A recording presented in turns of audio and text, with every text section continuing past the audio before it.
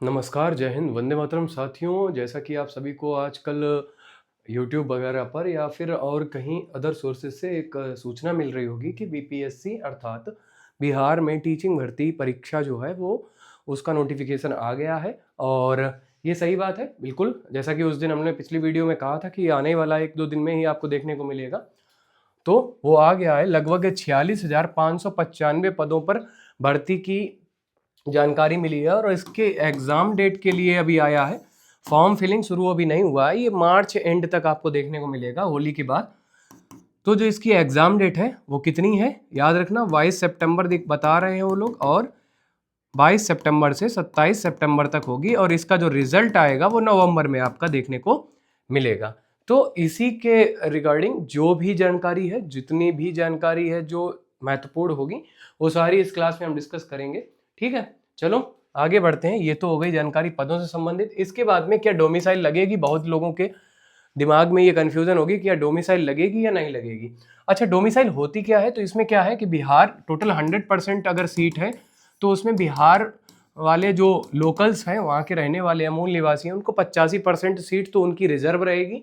बाकी बची हुई 15% सीट अदर स्टेट प्लस ऐसे बिहार के रहने वाले या बिहारी जो वहाँ रहे तो हैं लेकिन कहीं और से उन्होंने डिप्लोमा या डिग्री कर रखी है, तो उन लोगों के लिए। तो यहाँ पर कैलकुलेटिव अगर, अच्छा इसको एक चीज अभी ये क्लियर भी नहीं है कि ऐसा कुछ हो गई, हालांकि आयोग ने ऐसा कुछ बोला है, लेकिन इस पे अभी हाई कोर्ट में मैटर चल रहा है और वहां पर एक याचिका दायर की गई है। जैसा निर्णय आएगा वो कोर्ट का सबको मान्य होगा। ठीक है, तो उस पर कोई टिप्पणी करना तो उचित होगा भी नहीं।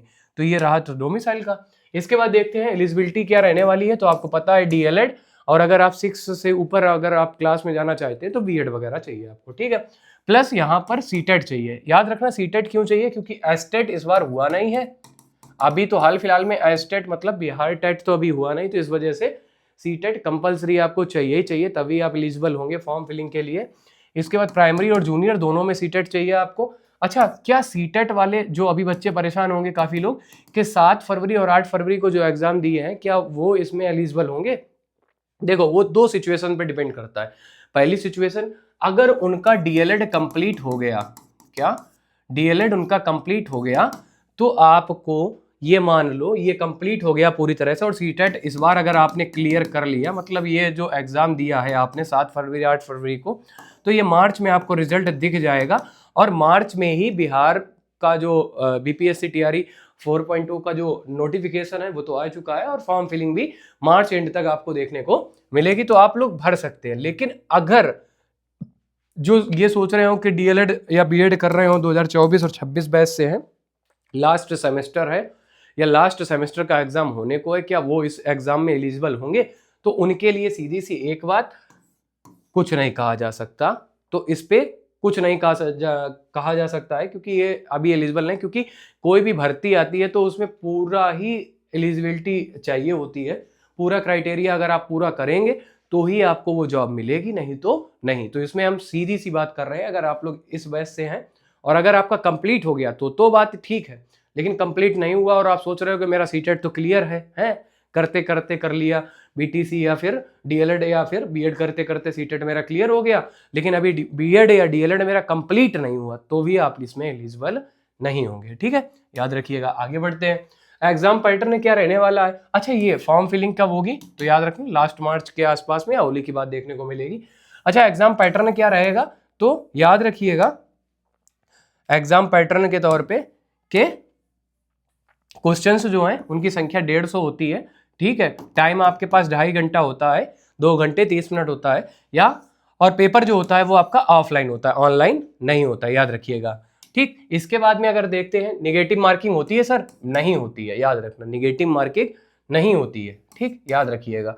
अटेम्प्ट कितने कर सकते हैं सर, 5 बार केवल अटेम्प्ट कर सकते हो इस पे। 5 बार से ज्यादा अगर आप अटेम्प्ट करने का प्रयास करेंगे तो फिर आप वो नहीं कर सकते। ठीक है, टोटल अटेम्प्ट ही मतलब 5 बार ही ये बीपीएससी का जो टीचिंग वाला एग्जाम है 5 बार ही आप दे सकते हो। ठीक है, ऐसा कुछ है।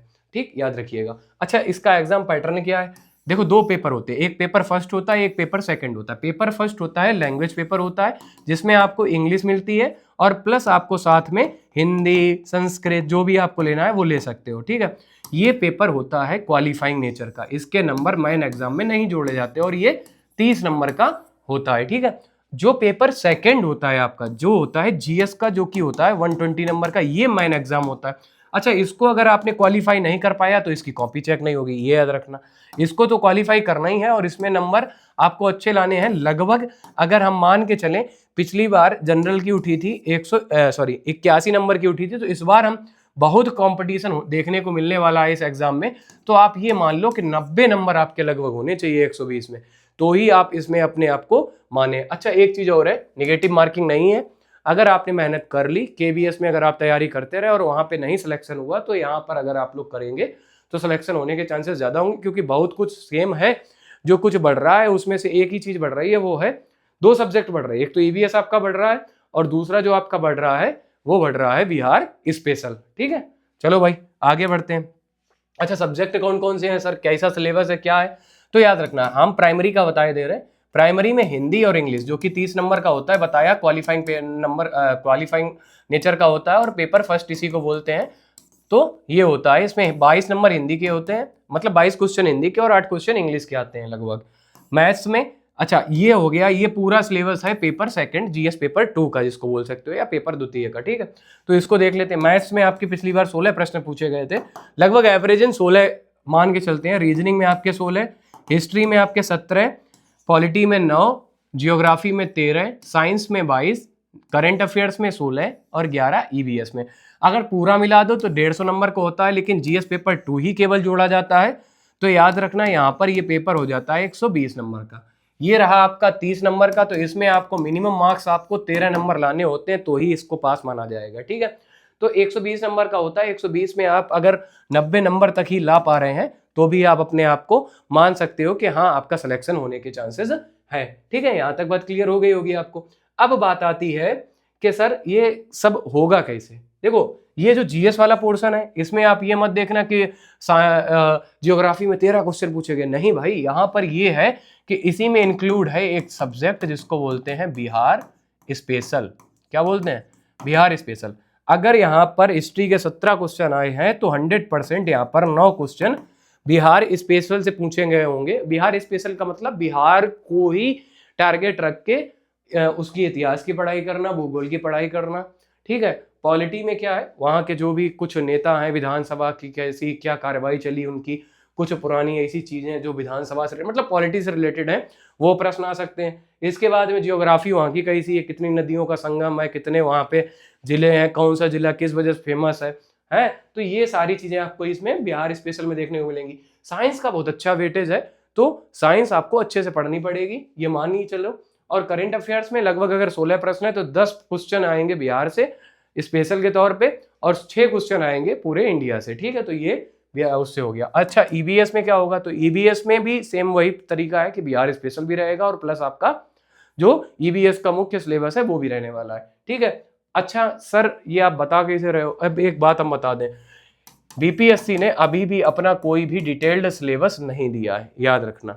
तो ये जो पीवाईक्यूज है, जो प्रीवियस ईयर क्वेश्चन है, उनको देख के अनुमान लगाया जा रहा है कि कुछ ऐसा रहेगा, ठीक। अच्छा, अब हम तैयारी शुरू करना चाहते हैं सर, तो हम लोग बिल्कुल स्टार्ट से तैयारी कैसे शुरू करें। सबसे पहली चीज, आप अगर अभी आपके पास टाइम है तो ये कंप्लीट करना चालू कर दो। 2 घंटे रीडिंग करो, एनसीईआरटी पढ़ो, क्योंकि पिछली बार बहुत सारे एक साहबानो केस का वो आ गया था प्रश्न, तो बहुत सारे प्रश्न डायरेक्ट एनसीईआरटी से उठाए हैं। तो एनसीईआरटी मस्ट है, आपको पढ़ना ही चाहिए, वैसे भी पढ़ना चाहिए आपको। अगर टीचिंग एग्जाम की तैयारी नहीं भी कर रहे हो तो हर जगह एनसीईआरटी मुख्य है, तो उसको आपको पढ़ना ही चाहिए एक बार, ठीक है। तो एनसीईआरटी पढ़ सकते हो, 2 घंटे आप ये पढ़ लो आराम से। 2 घंटे भी पढ़ लिया तो आपको आगे चल के काम आसान होने वाला है। प्लस आपको करना क्या है, ये चैनल जहाँ पे अगर आप आए हो तो इसको सब्सक्राइब कर लेना। हम बहुत जल्दी, देखो किसी भी एग्जाम की तैयारी करने से पहले, अगर हम लोग कभी अगर देखो तो किसी से युद्ध लड़ने से पहले, लड़ाई करने से पहले उसके बैकग्राउंड को जानते हैं कि कहीं ऐसा तो नहीं विधायक का लड़का है, हम नॉर्मल आदमी और उसके ऊपर हाथ चला देना, क्या ऐसा कुछ तो सोचते हैं ना हम लोग, ऐसा कुछ।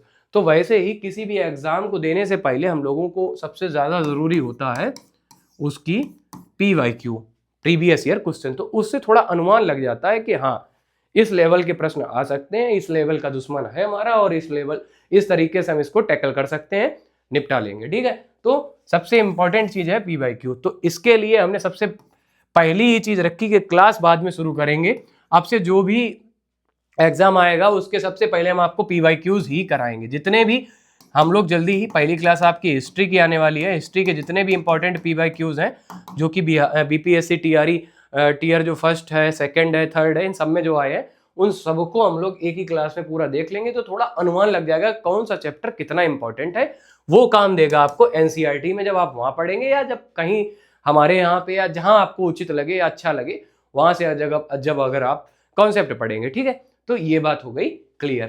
तो इतना कर लो, उसके बाद में सिलेबस शुरू करो, प्रॉपर सिलेबस नोट डाउन करो जो है कितना किसका वेटेज है। हमारे ख्याल से अगर साइंस में थोड़ा बहुत अगर आप लोगों ने मेहनत कर ली तो आप ये मान लो लगभग 15 से 18 के आसपास आप प्रश्न सही कर सकते हो। उसका रीजन है कि साइंस आपने बचपन से पढ़ी है। ठीक है, तो आपको एक बार रिवीजन ही करना पड़ेगा, एक बार गो थ्रू जाना है, बस क्लियर हो जाएगा। ठीक है, तो और बाकी एक चीज जो बहुत इंपॉर्टेंट है कि तैयारी करने के साथ में आपको ये भी देने हैं, दबा के मॉक टेस्ट देने हैं जो आपका भला करेंगे, जो आपकी स्पीड बनाएंगे।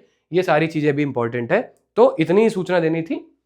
बाकी चैनल पे नए हो तो सब्सक्राइब कर लेना, प्रॉपर आपको इस पे क्लास देखने को मिलेगी। अगर आपका कोई डाउट है तो आप कमेंट बॉक्स में लिख के पूछ सकते हैं। मिलते हैं अपनी अगली क्लास में। जय हिंद साथियों।